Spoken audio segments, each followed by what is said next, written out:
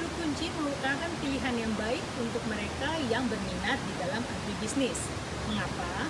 Karena jeruk kunci ini banyak sekali manfaatnya untuk kesehatan dan juga untuk minuman segar. Selain itu, perawatan jeruk kunci ini sangat mudah dibandingkan misalnya tanaman-tanaman yang lain.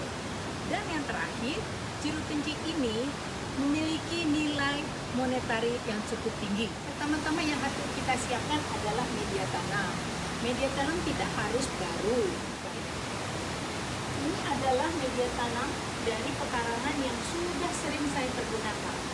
Kalau media tanam sering dipergunakan, maka pH-nya menjadi menurun sehingga menjadi asam. Untuk itu, kita perlu menetralisirnya dengan memakai kapur dolomit. Kapur dolomit ini ditaburkan di media tanam yang sudah sering kita pergunakan. Selain menurunkan kadar asam, kapur dolomit ini juga bisa berguna untuk membunuh insek-insek kecil. Setelah itu, media tanam dicampur dengan sekam bakar dan kompos dalam perbandingan 1:1. Dan kita aduk kembali. Media tanam kita sudah siap untuk dipergunakan. Cara ini bisa dipakai untuk tanah atau juga memakai polybag seperti ini. Sekarang adalah pemilihan bibit. Sebaiknya teman-teman membeli bibit jeruk kunci dari petani-petani jeruk kunci yang sudah berpengalaman. Cobalah belajar dari kesalahan saya. Saya sering membeli bibit yang sangat murah karena tertarik dengan harganya. Tetapi bibit itu kurang sehat dan sampai beberapa bulan tidak kembali sehat. Sehingga uang yang saya habiskan untuk memelihara yang jauh lebih banyak dibanding kalau membeli bibit yang sehat dalam sekali. Pohon jeruk kunci cukup disiram 1 kali dalam sehari pada musim kemarau. Bila musim hujan, tidak perlu disiram.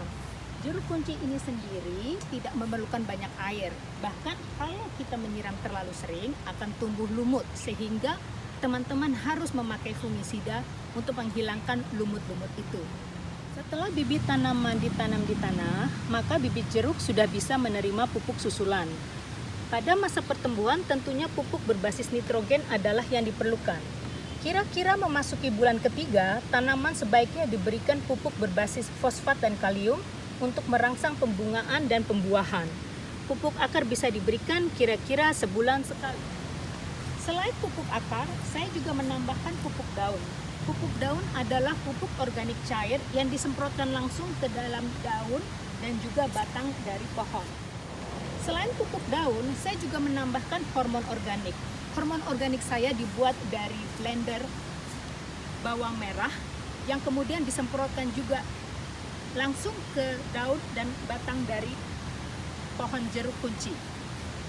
Mengapa pupuk daun dan hormon organik sangat diperlukan? Pohon jeruk kunci ini memerlukan banyak hara yang tidak hanya bisa dihasilkan dari tanah dan pupuk akar.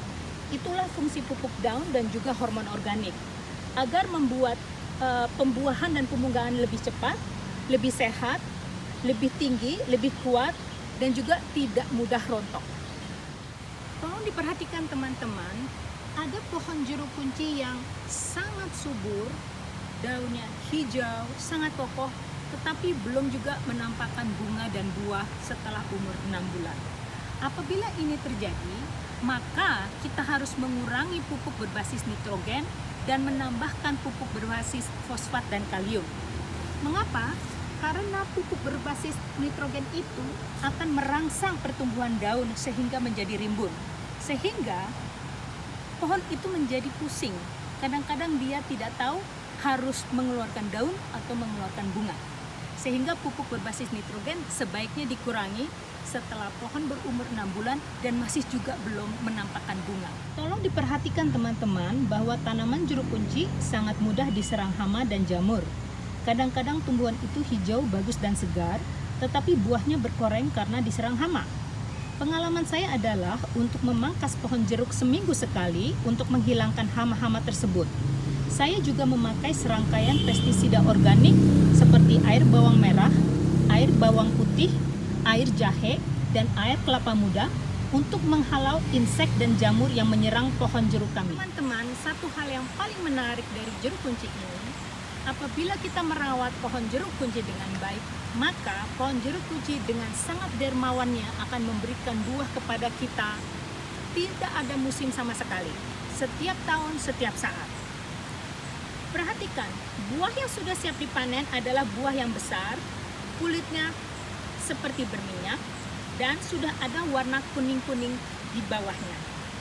Perhatikan, bila kita memotong, sebaiknya dengan gunting, tidak dengan tangan atau pisau, karena kita mau mendapatkan batang dari buah yang sangat baik.